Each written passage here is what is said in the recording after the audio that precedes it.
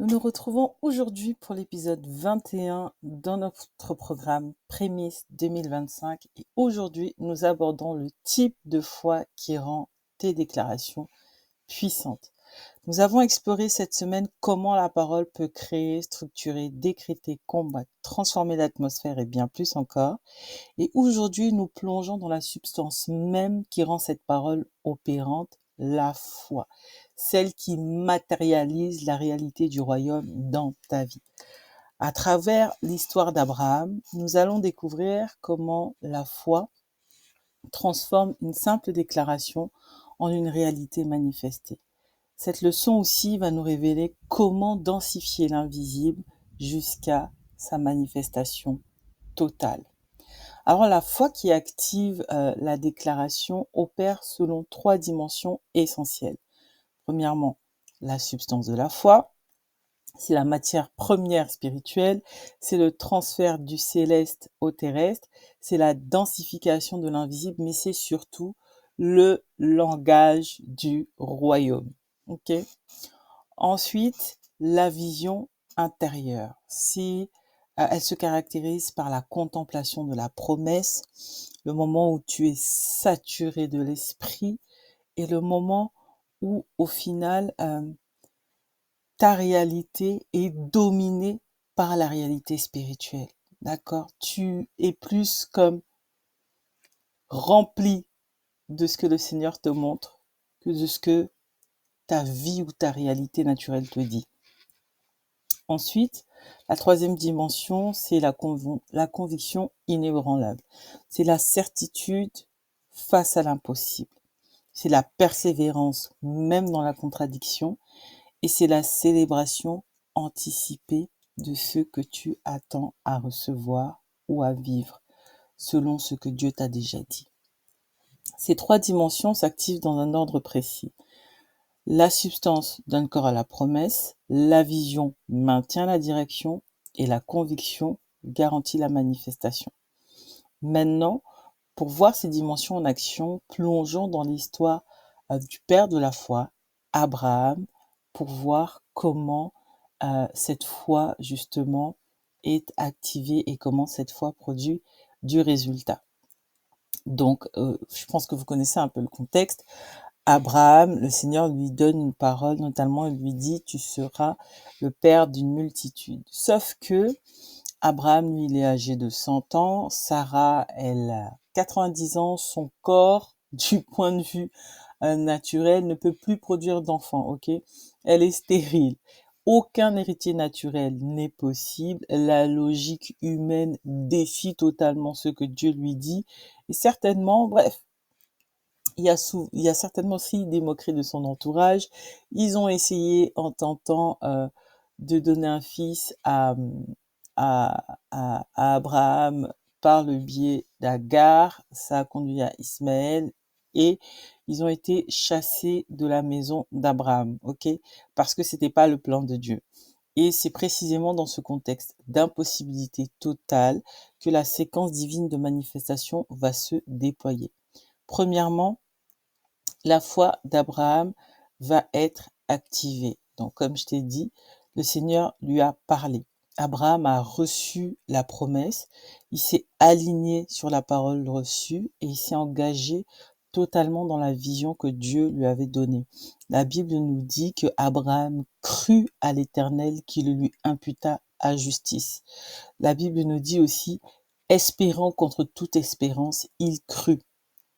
Il ne douta point par incrédulité au sujet de la promesse de Dieu. Et donc cette activation initiale déclenche alors un processus progressif de densification. Phase 1 de cette densification, c'est la vision intérieure. Dieu lui dit, je te multiplierai à l'infini, je te rendrai père d'une multitude des nations. Il lui dit aussi, regarde vers le ciel et compte le nombre des étoiles, telle sera ta postérité. Donc Dieu lui demande de contempler sa descendance. C'est important que ce soit bien, que cette partie-là soit bien ancrée euh, en toi, parce que à chaque fois que Dieu te parle, il va te parler de ce que tu vas entendre avec tes yeux, mais il va te parler avec tes oreilles, pardon, mais il va te parler surtout de ce que tes yeux doivent voir. Ok? Donc, la vision intérieure, tu dois la contempler. Abraham, lui, contemple sa descendance.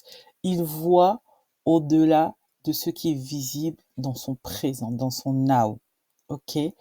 Et surtout, il maintient ses yeux sur la vision. Un peu comme quand Habakkuk nous dit d'écrire la vision afin qu'on puisse la lire couramment. D'accord? C'est important. La phase 2 la phase 2 de cette densification, c'est ce que j'appelle l'imprégnation totale.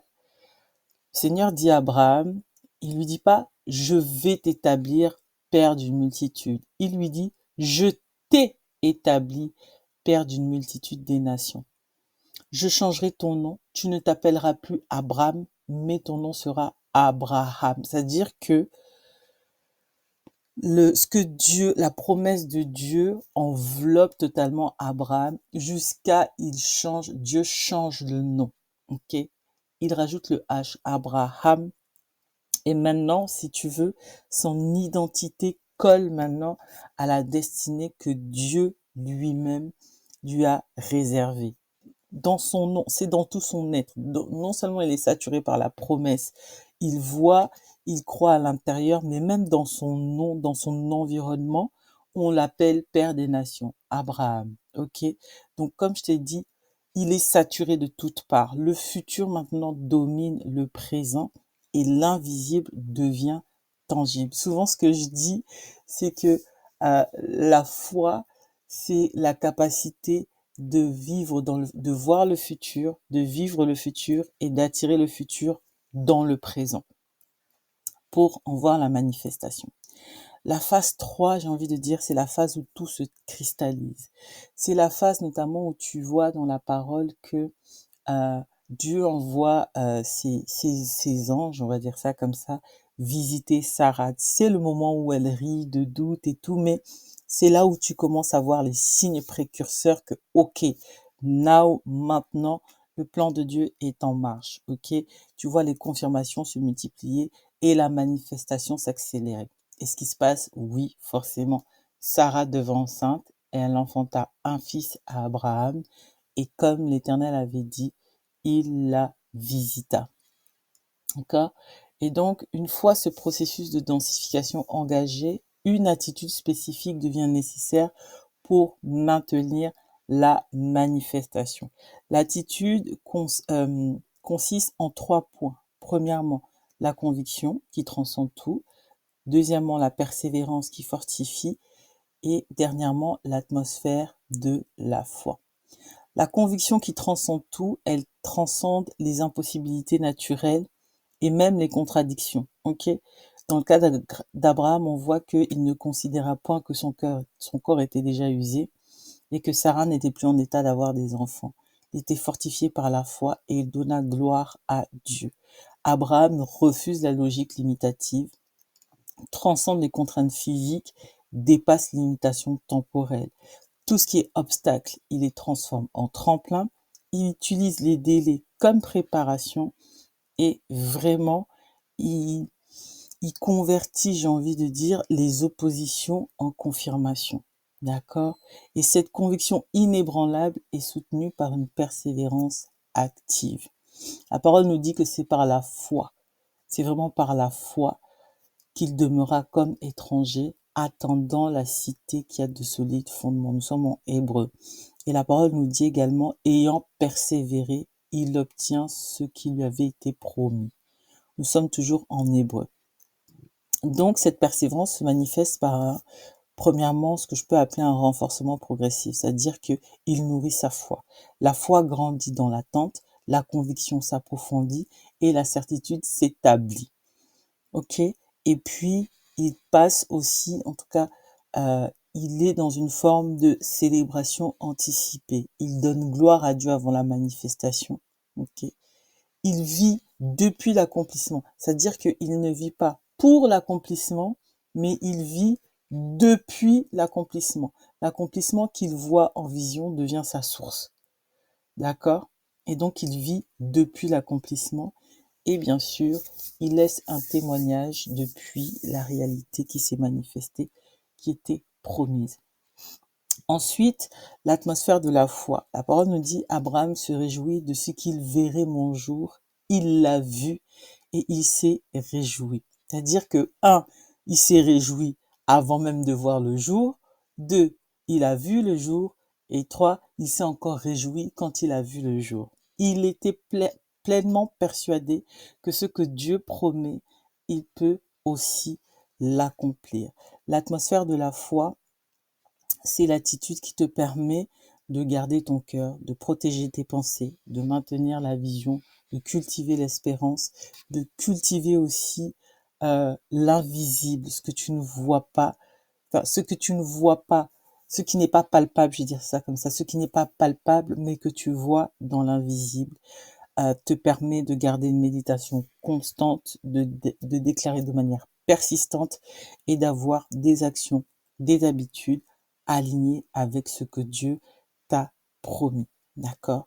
Et c'est cette persévérance-là qui nécessite donc la création et le maintien d'une atmosphère spécifique. On a vu les clés de l'atmosphère et voilà comment tu peux t'en servir. Maintenant que tu as saisi ces principes divins, il est temps de les activer concrètement dans ta vie.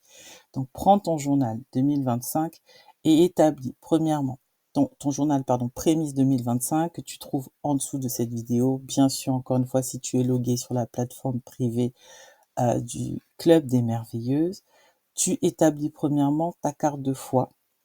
Tu as toutes les indications dans le journal, ok? Dans ta carte de foi avec les promesses que tu as reçues, la vision que tu as reçue, les impossibilités à transcender. Tu établis ton protocole de densification, comme on a vu dans l'exemple d'Abraham. Et toujours, tu établis aussi ce que j'appelle ton journal de manifestation, les signes de cristallisation, les confirmations progressives et les percées observées. Une fois que tu as fait ça, comme d'habitude, tu pries, ok? Tu ne quittes pas ce travail sans tout sceller par la prière. En disant au Père, comme Abraham, nous nous tenons sur ta promesse.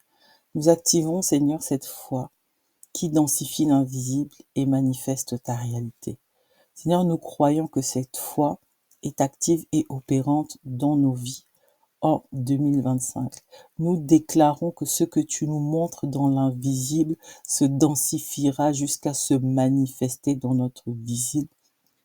Et nous croyons, nous déclarons, Seigneur, que toutes tes promesses, tout ce que tu en réserves pour nous pour 2025 s'accomplira certainement, Seigneur. Qu'aucun délai d'attente que toi-même tu n'avais pas prévu se manifeste, Seigneur. Que tout ce qui est retard dans nos vies, Seigneur, ne puisse pas affecter tes promesses, les promesses que tu as pour chacune d'entre nous en 2025. Nous bannissons, Seigneur, tous les lots, nous bannissons, Seigneur, tous les terracs qui voudraient, Seigneur, encore affecter nos vies cette année. Et nous déclarons, Seigneur, que la substance de notre foi transforme chacune des déclarations en réalité manifestée cette année au nom de Jésus-Christ. Amen. Yes. En tout cas, cette semaine, tu as maîtrisé la puissance des déclarations. On a vu comment parler avec autorité, structurer tes proclamations, décréter avec puissance, combattre par la parole, transmettre, transformer ton atmosphère. En tout cas, beaucoup de choses. Maintenant, tu as les clés d'une parole déclarative puissante. Et dès demain, nous entrons dans une semaine cruciale, à savoir comment te positionner dans ta saison de récolte. Ce que nous allons voir notamment, c'est comment discerner les signes de ta moisson, comment être équipé pour la récolte, comment collaborer avec ce que j'appelle les anges moissonneurs, comment gérer l'abondance avec sagesse, établir un impact générationnel et consacrer ton mandat en 2025. Prépare ton cœur, affûte ta faucille spirituelle, tes déclarations de foi d'aujourd'hui deviennent ta récolte de demain. Je t'attends pour l'épisode 22 où nous allons commencer à parler des signes de ta récolte. Ok? Donc rendez-vous demain à midi.